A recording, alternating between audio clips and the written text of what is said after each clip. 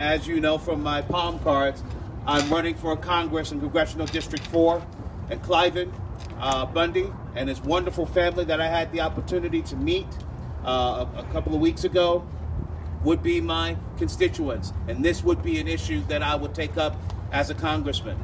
But I'm not here in my capacity as a potential congressman or a candidate.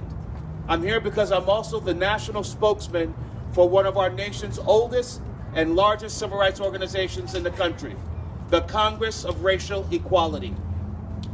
And I'm here, and I think it's more appropriate that I'm here in that capacity because Cliven Bundy's fight is a civil rights issue. There is no particular race or ethnicity that civil rights belongs to.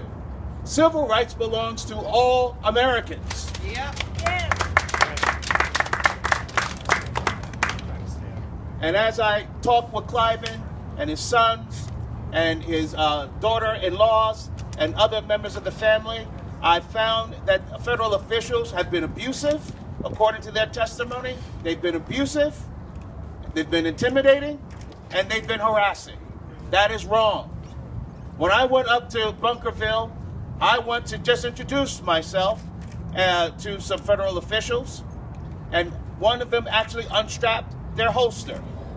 Now, of course, I quickly said, I come in peace.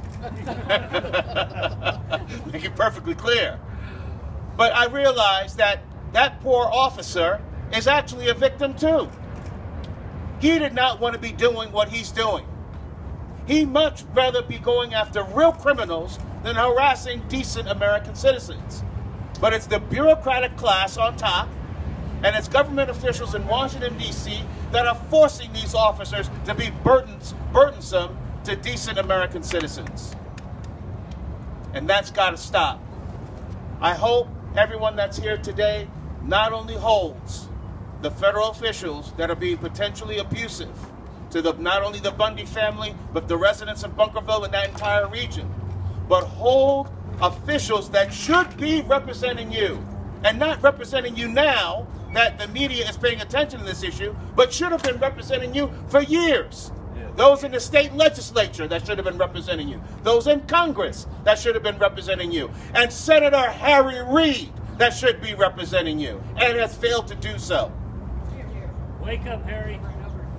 Now, what I will end on is this, folks, and I'm sorry I have to go, but I plan to take this message to Sean Hannity's show tonight.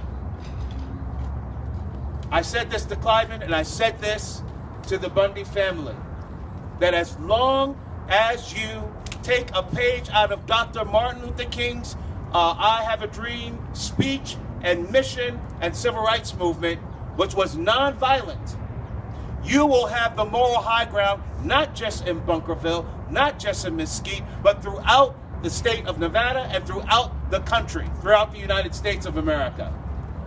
I've heard rumors of folk coming from other states, militias coming from other states. I urge that they come unarmed. They're American citizens, so they can exercise their First Amendment right. And I'm a big believer in the Second Amendment. But this is one time that, tactically speaking, we must operate in a non-violent fashion. As long as we do that, ladies and gentlemen, we will have the moral high ground, and the feds will look like the bullies that they are. God bless you all for being here today, and God bless Cliven and his stand. I stand with him. Take care.